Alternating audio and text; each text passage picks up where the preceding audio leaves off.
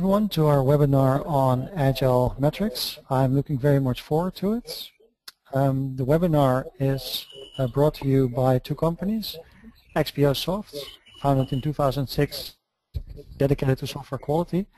XPO Soft does QA consulting and software testing and is spread out over the globe in Europe, the US, and Amsterdam. I'm based in Amsterdam, if you can hear. The other company we have today is Grip QA. Grip provides predictive analytics for software quality. Grip collects, analyzes, and benchmarks data from the software development process from people, process, product, and user aspects of software products. Before we get started on the webinar, a little bit on housekeeping. Everyone except the speakers are muted and will stay muted for the remainder of the webinar. We do encourage you to ask questions, and please use the GoToWebinar control panel on the right side of your screen. Ask questions throughout the webinar. I'll try to fit them in when appropriate. If I can't fit them in throughout the webinar, we have a Q&A session 10 to 15 minutes at the end of the webinar, depending how it goes. And you will receive information on recording and slides through email at the end of the webinar. First, let me introduce myself shortly. I'm Jan Prinsen, the guy on the left of your screen. In the chat we have Sabrina Gasson. She'll be answering any questions and make sure that your questions are handled. I'm happy with the speakers today. Both gentlemen I've worked with quite a lot in the past, and I respect and admire them. First one from the US is Phil Liu. Phil is the founder and CEO of XPOsoft. What not many people of you know or may know is that he is very active in academia as a publisher, a researcher, and also a teacher at several global universities. He's well known in the conference circuit, and he's a bike rider. Welcome, Phil. Hey, Jan, great to be here. Super. Tell us a little bit about the bike rides you just did, Phil. First of all, the term biker is wrong. When you say biker, that means that I ride a Harley Davidson. But, oh, I'm sorry. actually, it's cyclist, which means I ride a bicycle. Okay, so where did you just tour? Yeah, I just got back from vacation, so I'm kind of adjusting to working again. I spent the last 2 weeks cycling around Yellowstone, so it was a great tour, and I'm glad to be here and be back to work. Okay, great. Well, looking very much forward to the webinar. The second speaker is someone I've known for quite a few years as well. He's also from the Netherlands. He is the founder of Grip. He likes to call himself a software craftsman, an agile enthusiast, and a whiskey connoisseur. Kamiel, nice to have you here. Hey, Jan, thanks for having me. Tell us a little bit about your whiskey hobby. Yes, well, just to be clear about it, I collect more than I drink, so it's not a drinking problem or a whiskey lover in the drinking sense, but I do like my salty and smoky whiskey from Scotland once in a while, and I have. How many bottles do you have? I currently have around 30 bottles from Scotland, but most of them are still closed, waiting for a good occasion. Okay, and when we were preparing the slides, you told me to ditch the E in whiskey. Yes, exactly. It's the whiskey with an E before the Y is actually the American whiskeys or bourbons.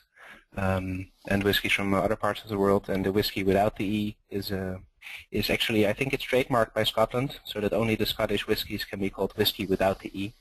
So since my main focus is in Scotch whiskey, yeah, the E had to go. Well, let's dig into this webinar. Today we're going to talk about Agile metrics, and first it'd be interesting how you guys got involved in Agile. Kamiel, can you tell me something about your experiences? Yes, of course. I first started working with Agile around 10 years ago when I was running my own small software company based in Amsterdam, and we started working in an Agile fashion, transitioning from a more traditional waterfall method when building custom software projects that ranged anywhere from a few months to a few years of development. And we had some very good success with both trying out Scrum and other variants of Agile in general. How about you, Phil? How did you get involved in Agile? Well, as you know, ExpoSoft does software quality and software testing, and as the years have gone by, either our new customers or our existing customers are transitioning to Agile from a waterfall process, and that has required us to shift not only our the people and the skills, but also the personalities of the people that can work in an Agile way. So we've been working in Agile probably for about 5 years now. Okay, what do you mean about the personalities of people that work in Agile? Well, as you know, in the Agile Manifesto, it talks about collaboration. And so you instill a lot of collaborative processes within Agile. But having a collaborative process without collaborative people doesn't necessarily work. So it takes a different type of person to be in an Agile process as well. Okay, is this also your experience, Kamiel?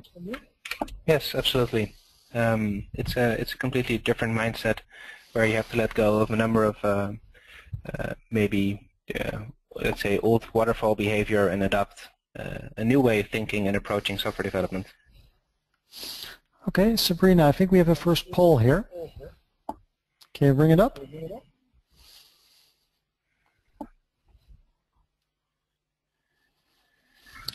Let's give it a few seconds to get started.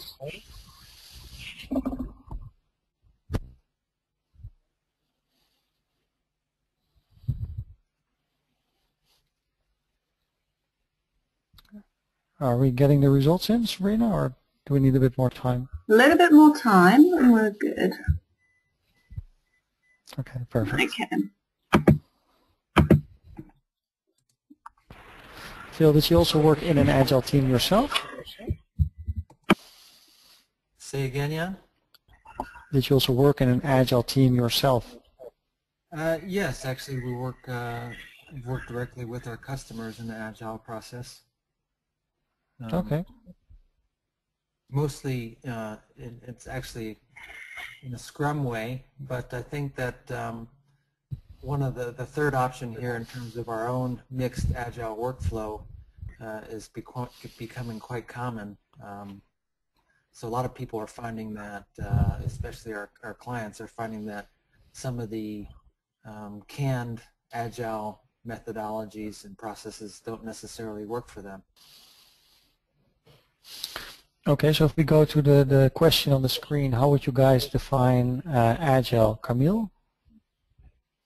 Well, I think the definition of Agile is to work anything that's or any process that works in a collaborative approach with customers, with team members, with all stakeholders can be defined as an Agile process.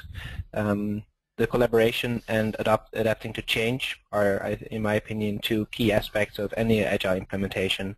So instead of forcing a rigid process or rigid procedures on the team, limiting freedom both from a technical perspective and in functional/implementation details. Yeah, in an agile team, you try to remove all those sort of rigid structures to make sure that the team reaches its full potential. Okay, this is also how we're going to talk about Agile in the remainder of the webinar, right? We're not following Scrum per se. No, it's not a Scrum per se, although Scrum in many ways obviously follows the key elements from Agile and the Agile Manifesto. Of course, of course. Phil, I know you did a lot of research and you often speak about metrics. Can you tell us a little bit about that?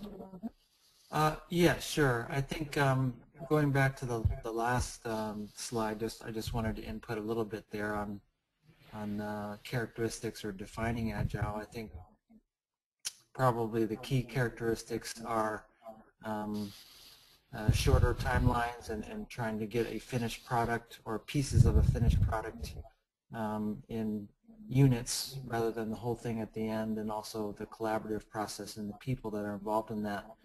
And to do that, you need to have metrics and measurements. And so getting back here in terms of measurements and metrics, I think a lot of people sometimes get possibly confused on what the difference is between a measurement and a metric.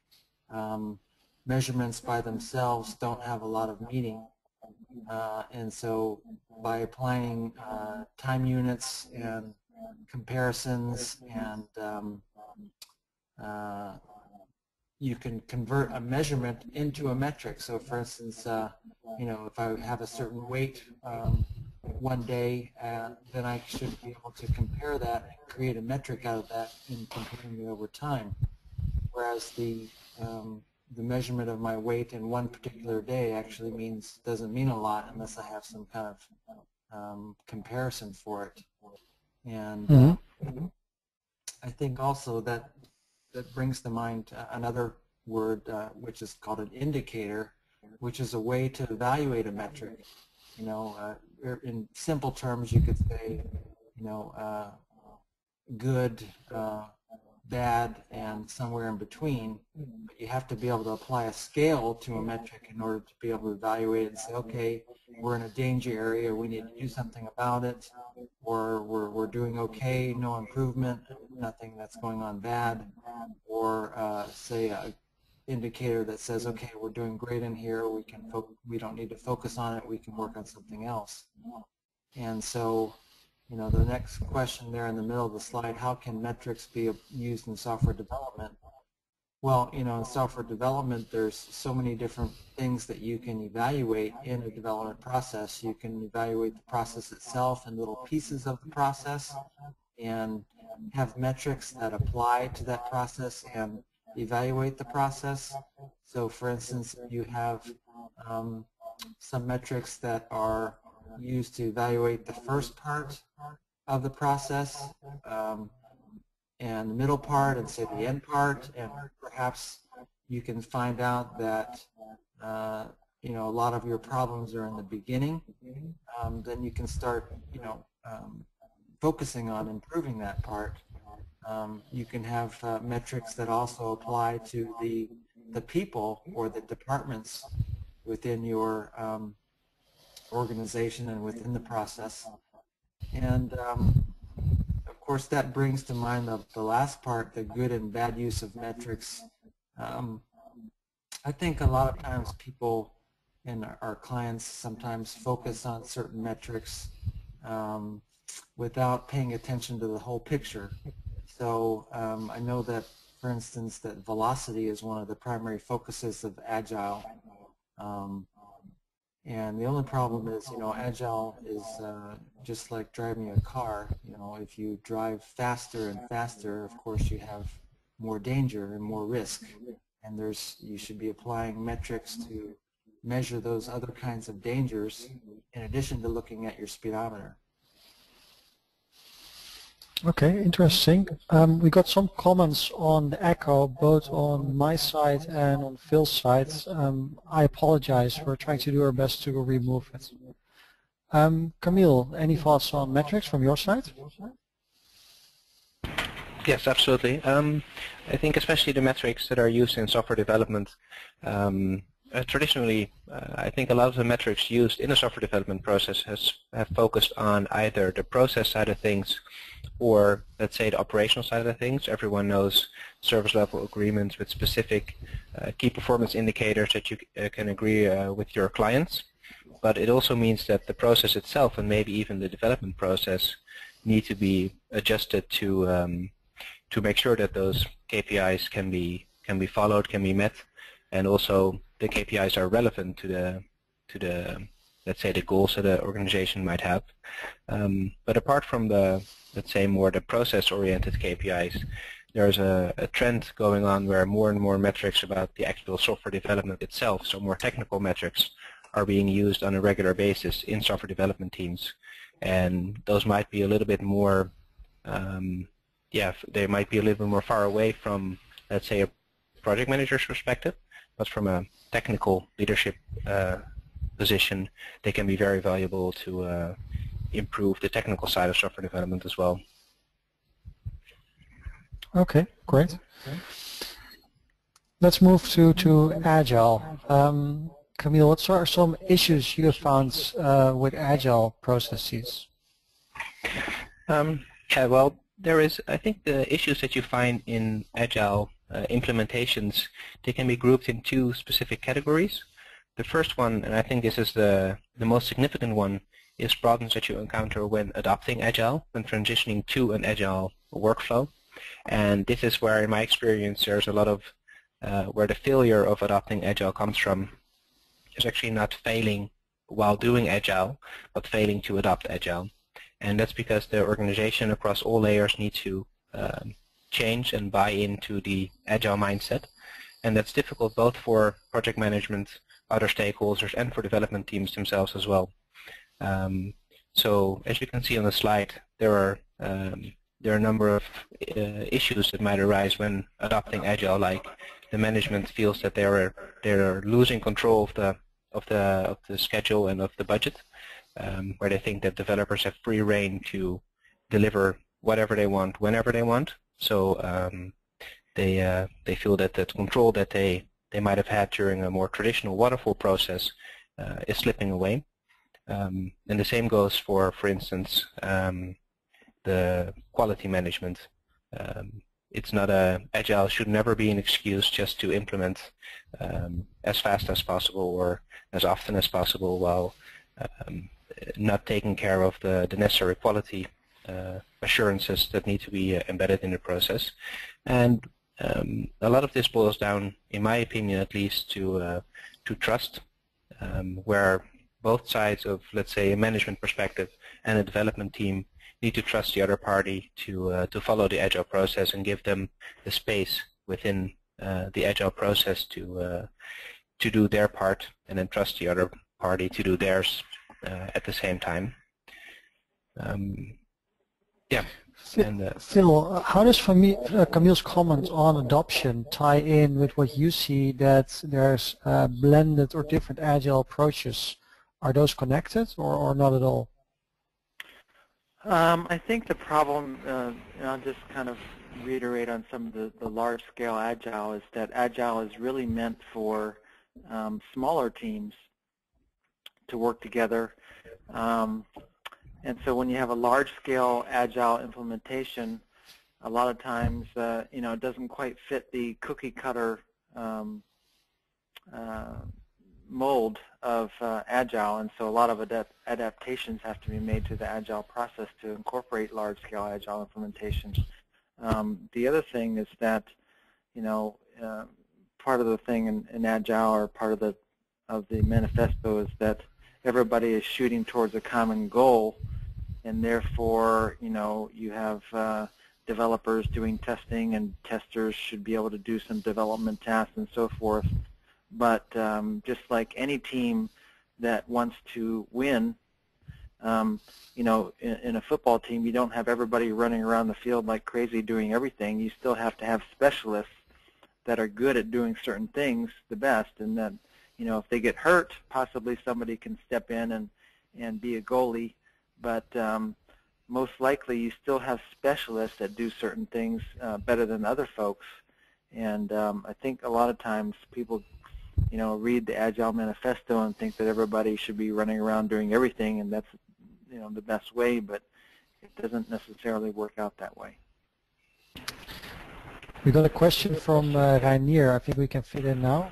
He's asking us what are recommendations how to spread Agile approaches over organizations instead of having small submarine projects which follow Agile approaches. Any thought on that, guys? Yes, I think there is definitely opportunity to fit in Agile on a larger scale while keeping the Agile teams themselves relatively small. But this is mainly an issue of, let's say, product management, or making sure that all those little, instead of having little submarine projects, that they share a common vision and that they have a common goal. And as long as on the, let's say, the backlog level or the overall common goals that they share, there is a trend, and every team's moving in the same direction. The teams, each team individually can, teams can have different velocities, they can have different sprints or different iterations. They can use different technology stacks or be distributed across the world without losing sight of, let's say, the larger concepts of what the company is actually trying to achieve with their Agile implementation. And it could be necessary to implement like a master product owner that keeps track of these common themes that should be embedded into each team's individual iterations and sprints. Phil? Yeah, Kamiel, I was just thinking, the thing about large-scale Agile implementation is that you have to have an extra layer of overhead, and that you were saying, a master product manager or something like that. I mean, and as far as technology stacks also, you said that, each team can be using a different technology stack and so forth, but, most of the time within a large company or a large-scale implementation, you want your separate teams to be using the same technology stack in order to have consistency in implementation and also to ease the maintenance efforts. So, that's the thing about large-scale implementation, is that you do have to have coordination, and actually, whether it's one person or perhaps a committee, you need to have another layer of overhead on top of the small Agile teams. Yep, that's correct. There is the additional layer, which inherently makes the individual teams maybe slightly less agile, but there are still plenty of opportunity to be successful if you implement the concerns like you mentioned. Sure. Yeah.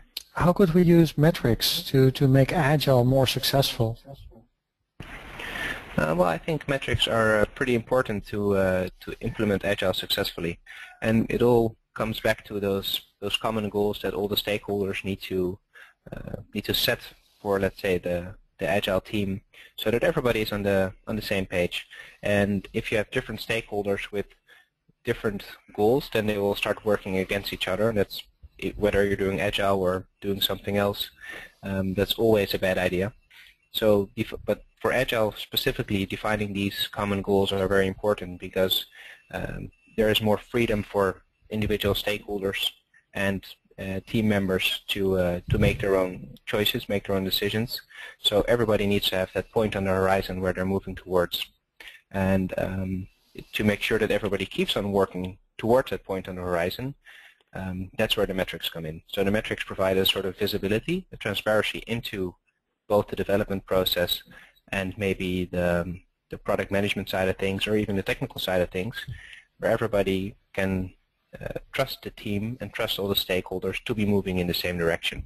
And if you don't have that visibility, it's very difficult to let go, because you feel like you have to keep track of what everyone is doing to ensure that everybody's moving in the same direction. And using these metrics, the result is, as mentioned on the slide, is focused teamwork, where everybody is focused on the same goals, moving in the same direction. And whenever distractions come up, your metrics will show that there is deviation from that plan, and then you can act on it. That's kind of interesting. You mentioned trust a couple of times, Kamiel, and I haven't heard that word come up too much in Agile implementations, but it is an important factor in teams working together. Can you talk about the trust factor a little bit more, and some possible instances where that possibly didn't work out so well, and how metrics can work on that problem? Yeah, sure. So trust, whenever you start working Agile, like the Agile Manifesto says, that they value human interaction over, let's say, predefined processes or procedures. Mm-hmm. And that also means that whenever you're dealing with people, you might be deviating, let's say, from a set plan. If you work in a waterfall environment, everybody has the same plan. Everybody has the same document and Gantt charts of what's going to happen next. But what's missing from that plan is actually that the reality can be quite different. And reality often asks for deviation from the plan, and that's where things start feeling slippery. And that's also where the trust comes in. So you have to trust all your team members and the other stakeholders to take the right action at any given point in time, to make sure that they reach their full potential. And this trust goes both ways. So it's both from, let's say, a product management perspective, trusting the team that if they say that, for instance, there is a sprint where some functionality just doesn't fit inside the sprint. Product manager should trust the team that they're making the decision for, with the same goals in mind that the product manager has, and vice versa. If a product manager prioritizes different features or different stories higher than others, then the team should trust that the prioritization is correct and is, in fact, working towards those same common goals. And especially during the adoption phase of an Agile implementation, trust can be difficult if you're used to having these rigid sort of safeguards and checks and balances in place.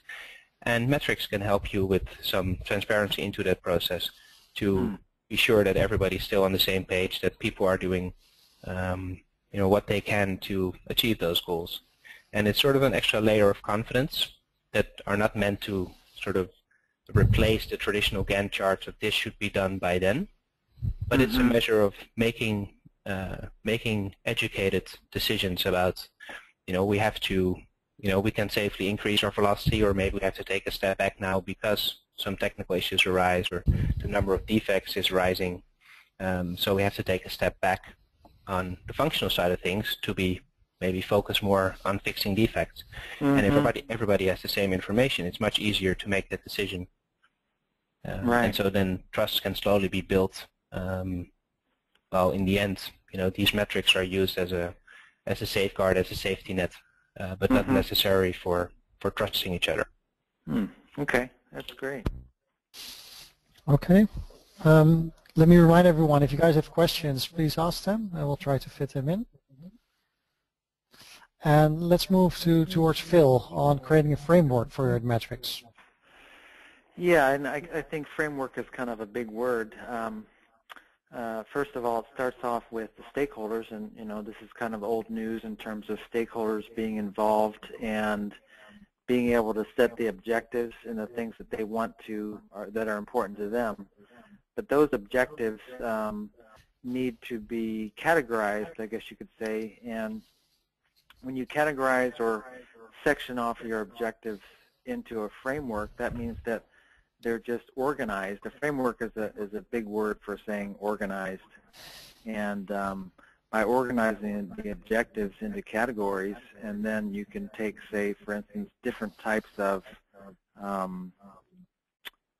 measurements that can be converted to metrics and applied to those objectives to determine whether or not they're met or not.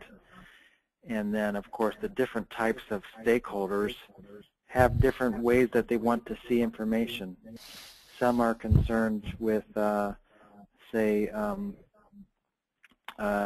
income statement in terms of seeing metrics presented in terms of money and time.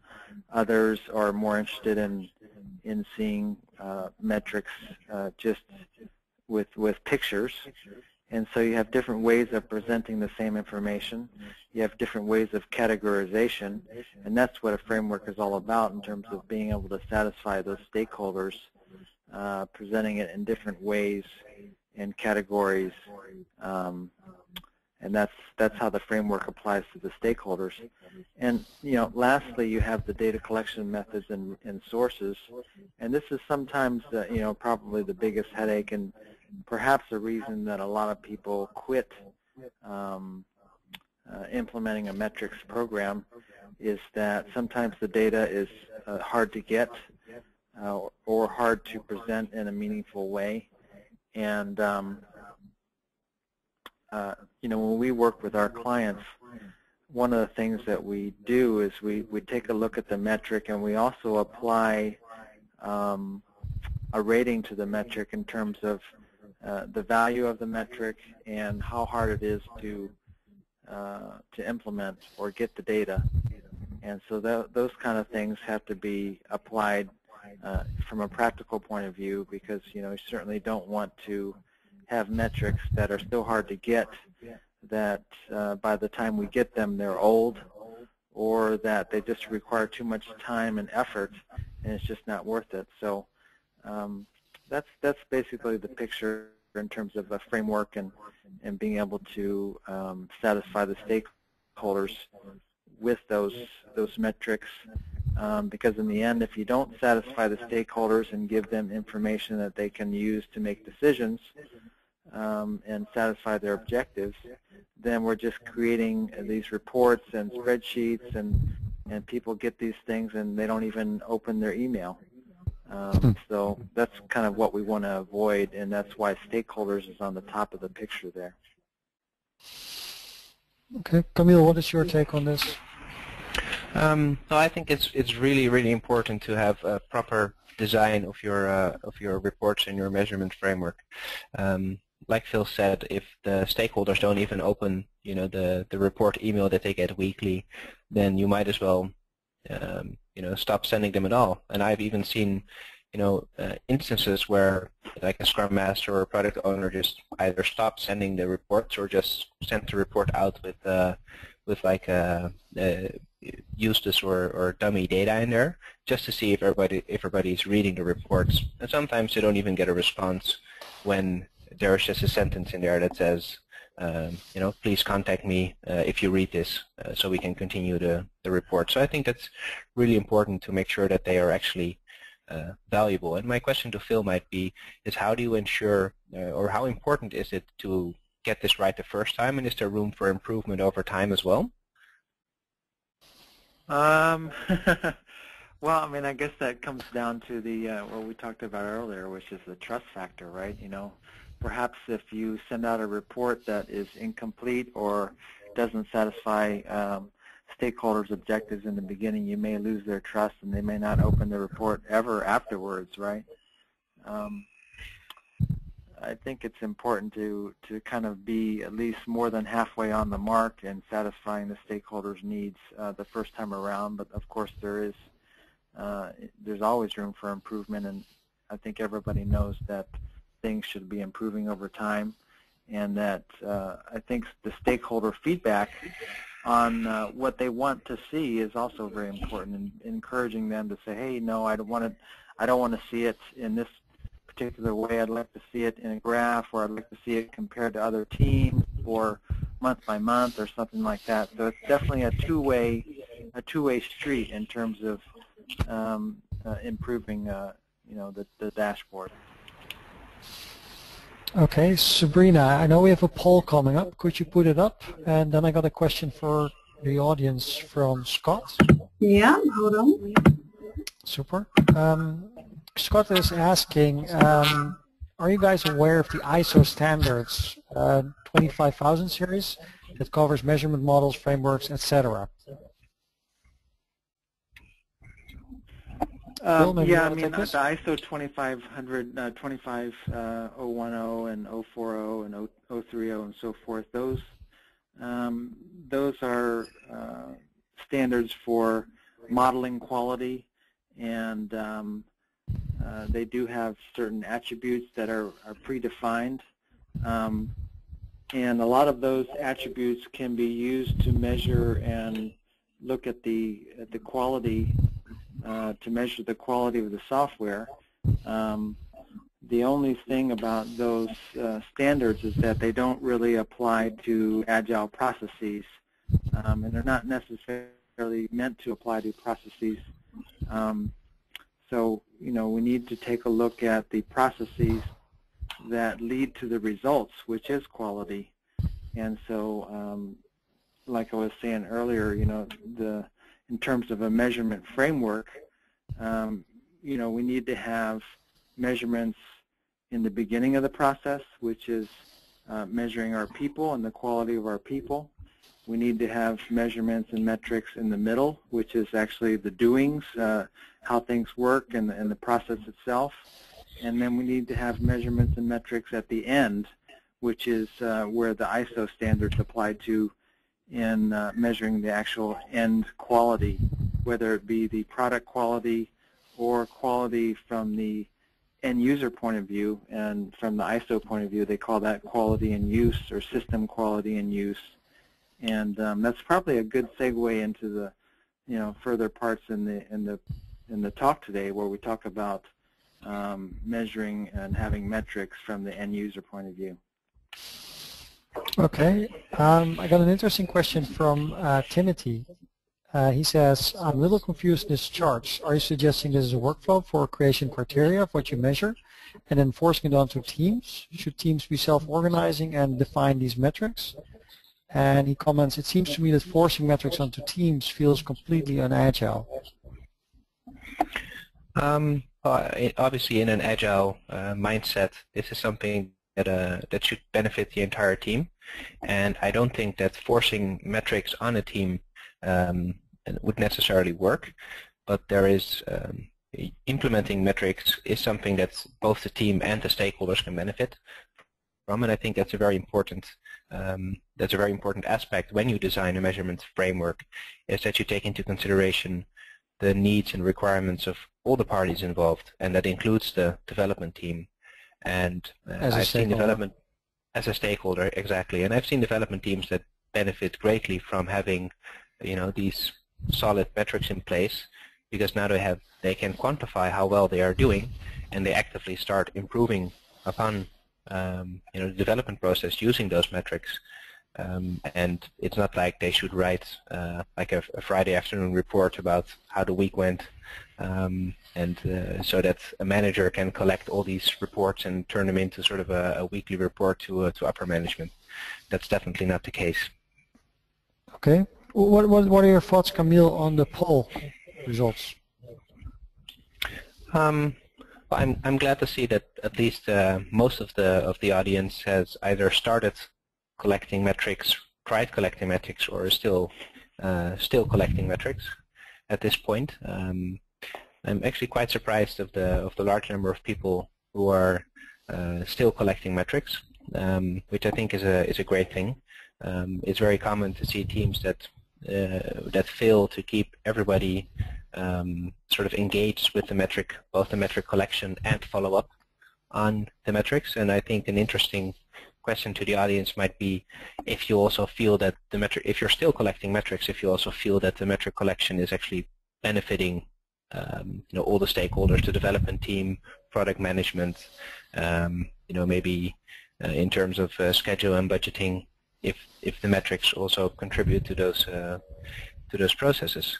But looking at the results, I feel that a lot of people in the audience have a good grasp on these metrics, and I'm assuming that if you're still collecting them and still actively using them, that they also provide the benefits that they seek. Okay, what do we see on this slide here? Well, this slide is going into a little bit more detail on the data collection part, and especially in a software development process, there are so many sources of where information gets collected and tracked that somehow relates to the development process. And in the middle, you see 4 steps of the, let's say, a development or a product life cycle, where on the top left, the people work using a defined process, an agile process, to build a product that hopefully gets put in the hand of the users frequently, and the feedback of the users will be passed along to the team, and the cycle continues. And on all these aspects, there are a number of data sources that people work with on a daily basis, but they might feel that there is it's a daunting task to get the information out of all these sources. So most people are stuck with, for instance, having the reports of the process in their ALM or their Agile support tool. Maybe there are some metrics on the product in the build server or the source code hosting service that you use. But in reality, all these data points, looking at the circle, all these data points really influence each other. And that's where I think the next step when using metrics comes in, is to make sure that the metrics from a certain part of the process also feed into the next part of the cycle, so that you close the loop, so to speak, and use information from all those sources to measurement in your metric framework. Okay, I moved forward to the next slide to make sure we don't run out of time. Yeah. So if you want to start implementing the use of metrics in your Agile implementation, like we mentioned a few times earlier, it's very important to make sure that everybody's on the same page, that everybody has the same goals. And a goal could be, for instance, that the development team is working on increasing their time to market. There might be external changes that are happening, like a release of a new iPhone that comes with a new version of iOS. And you want to make sure that all your apps are compatible with the new version as they ship. And the goals that you pick greatly influence the types of metrics that you want to measure and the way you implement your measurement framework. So when you define these goals, it's very important to go through the process, like Phil mentioned earlier, to make sure that you identify the source of information where you can collect your measurements, and then make sure that the team has a way of actively using them. Everybody should be able to access the metrics and know what to do when when values change. Metrics that just sit in your inbox once a week, maybe you have a cursory glance over it, and then you continue with the rest of the week, aren't very useful. So the adoption of the team and make sure that the metrics support everyone in the team is very important in managing Agile, because like was mentioned by the audience earlier as well, just imposing metrics on a team and say, this is what we're measuring, this is the data that you need to provide, and we want this data weekly, so we can. That's just another way of putting in sort of more the traditional checks and balances, but calling it Agile metrics. So that's definitely not the goal here. Phil, what's your experience in determining common goals, and do you have any tips to align the team?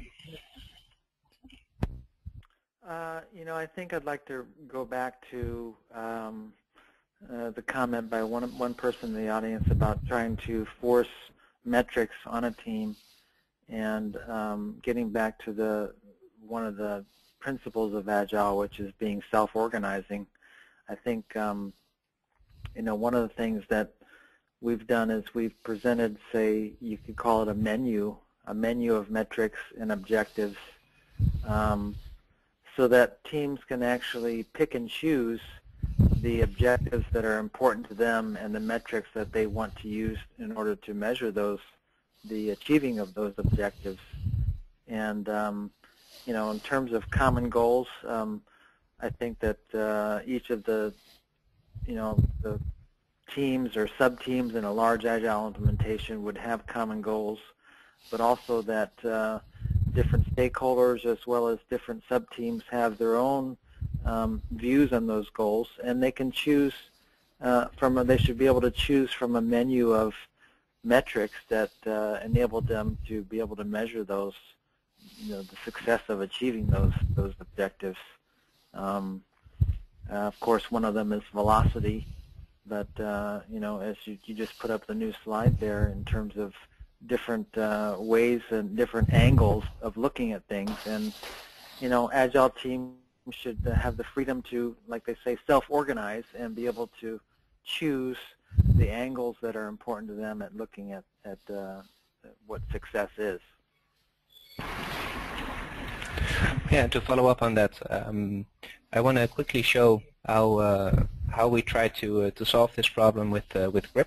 Like Jan mentioned at the introduction, GRIP is a company that focuses on software quality analytics. So a lot of metrics and measurements come up during the development of GRIP, and to make sure that all the needs of all the stakeholders and also the team themselves are met with metrics. With the development of GRIP, we try to, let's say, approach the development process from the same four angles that I showed earlier, which is people, process, product, and users, and to make sure that the requirements of the team as well as the product management and management are met. All of these four, let's say, dimensions or quality dimensions have different sets of metrics for different goals and different stakeholders. So a development team might be more interested in very technical metrics, while a product manager is more interested in, let's say, the correctness of the application itself, or time to market or velocity changes. And by putting all that information into customizable dashboards, all the different roles in the development process can basically customize whatever metrics are relevant to them. And there's a huge number of metrics that you can apply to a software development process or a product development process, and all these different metrics. Okay, go ahead. And GRIP gathers this data real time? Yes, this data is gathered from a number of systems. Like I mentioned in the previous slides, all these different systems, they, let's say, leave a trail of information on the software development process, some of it very explicitly, like, let's say, the number of lines of code or the number of requirements that you've written. But other measurements or metrics can be very implicit or can be hidden in a number of systems. And that's also why having let's say, a more helicopter view of the development process as well as a very detailed view is quite important, because both types of metrics serve to different stakeholders and serve to different maybe team members or product management, or they might even be relevant for different teams. Different teams might have different metrics that they're interested in because they have different goals. So different team members or stakeholders could use it in a different way. Exactly. So with the current example, let's say you are a development manager. Let's say code duplication might be something that's impacting your velocity. It might be impacting the maintainability of your code. So you want to be able to have your developers really dive in and maybe fix some of the most pressing issues that you face with code duplication. Let's say when code duplication is slowly rising under the pressure of increased release schedule. And at the same time, the development team can use this information and maybe predictions on duplication to push back to product management to make sure that there's enough room to improve on these metrics before continuing with the next great big release, or before further improving or increasing velocity. So it's also let's say, a handbrake that the team can apply to product management as well as product management to get a better understanding of the development process. Phil, is this also what you had in mind, involving stakeholders while keeping flexible and agile? Can you say that again, Jan? I didn't quite hear you. Was this also what you had in mind, involving stakeholders while keeping the teams flexible and agile? Yeah, I think that each of the stakeholders should be able to drill down as well as change the different viewpoints that they're looking at. Okay. And I know we have a question from Scott. Thinking of metrics related to goals, what about the GQM, goal question metric paradigm to this?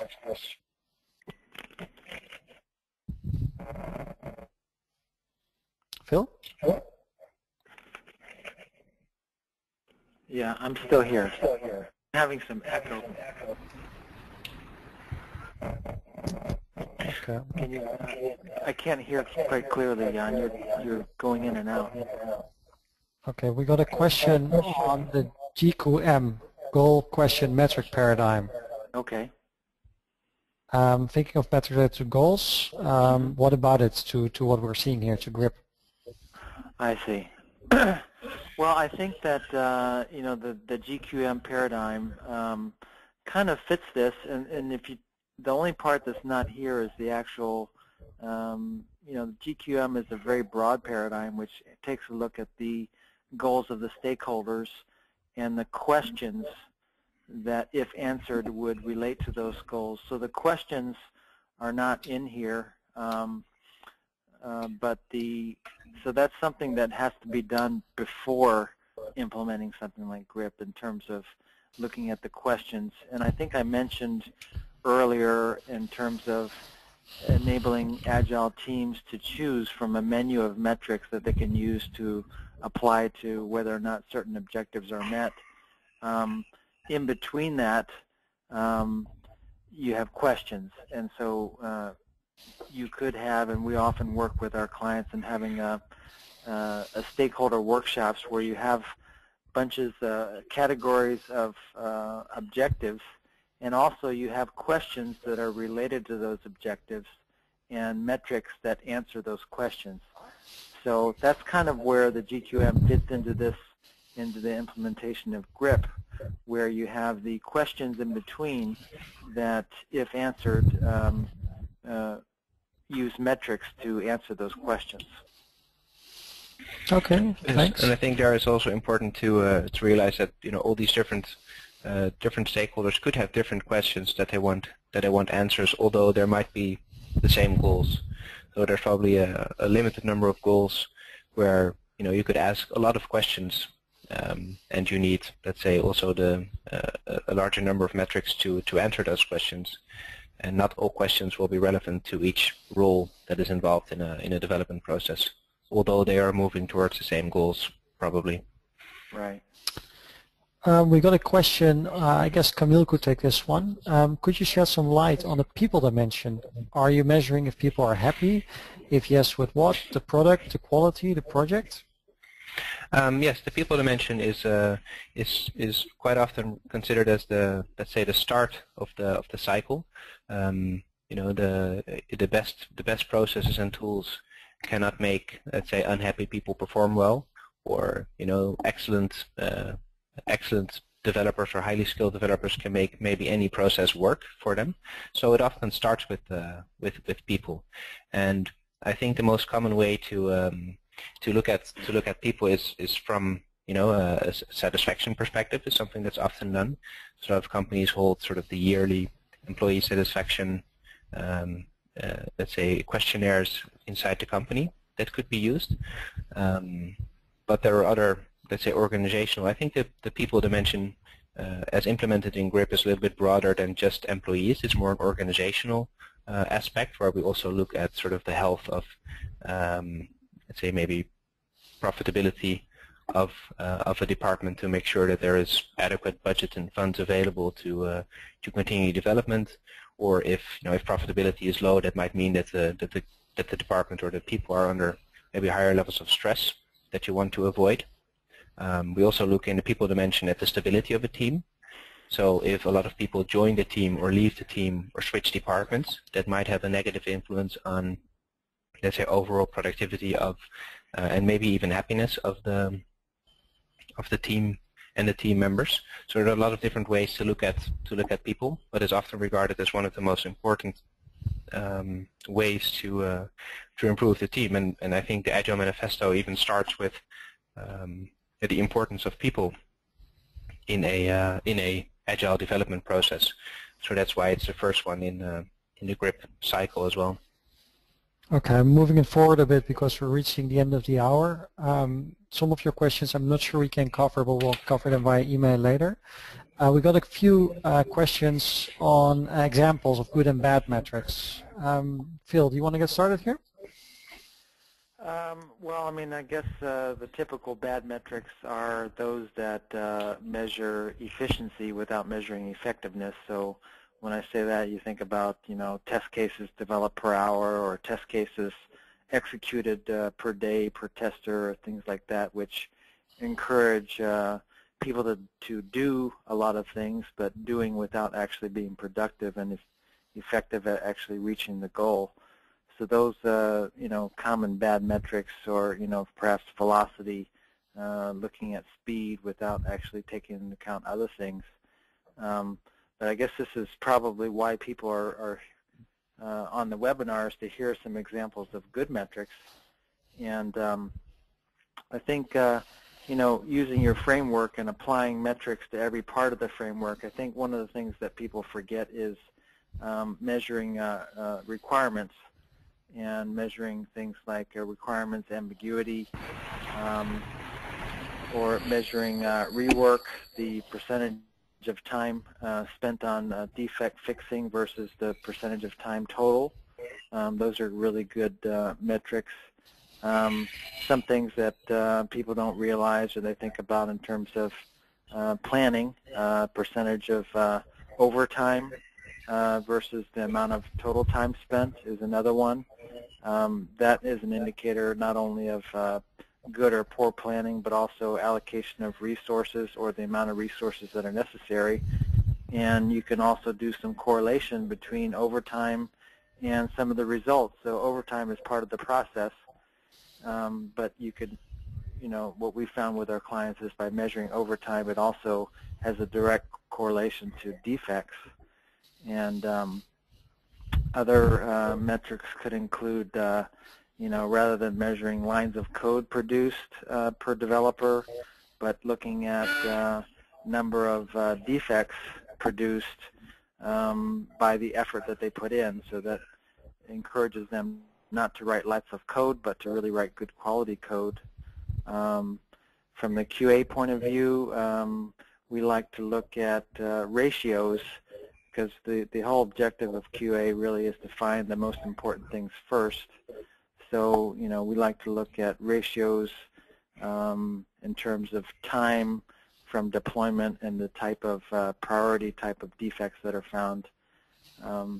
So those are some good ones that I think we use quite a bit with our clients. Maybe Kamiel has some other stuff to add. Yes, I think any good metric has a clear impact on the short term and the long term. I think, for instance, velocity is very easy to inflate on the short term, but it will come back to bite you in the long term if you, for instance, produce the effort you put in quality assurance or defect fixing just to get the other sprint, out and released. So looking at metrics that are good both on the short term and the long term could also be on the, let's say, the product level, the technical level.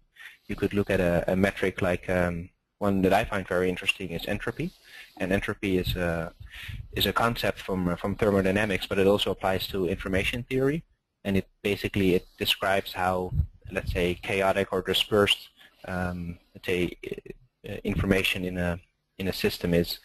And entropy in terms of software development could be expressed as how much chaos or dispersion of changes are there when implementing certain requirements.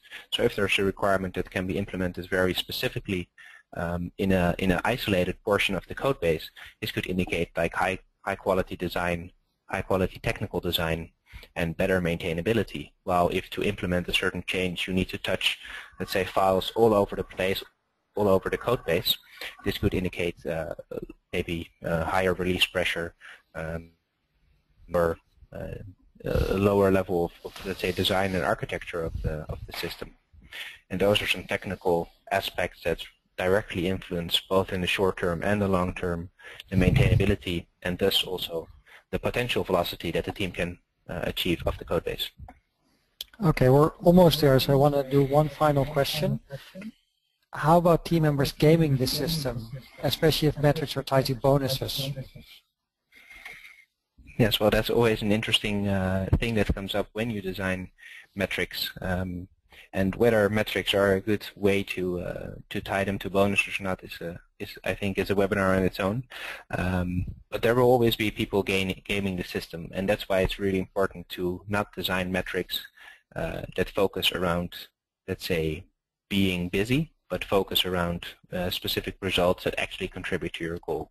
So, for instance, if people game the system by delivering higher quality code, by all means, game the system, because you're delivering higher quality code with less defects, which will get you a better end result in the long term. And so, as long as you have basically a combination of well-designed metrics and common sense, and that's also a part, I think, is a big part of Agile, to have those sort of review steps where just people talk to each other and evaluate how things are going. You can mostly avoid... Phil, very shortly, is this also how you feel about this?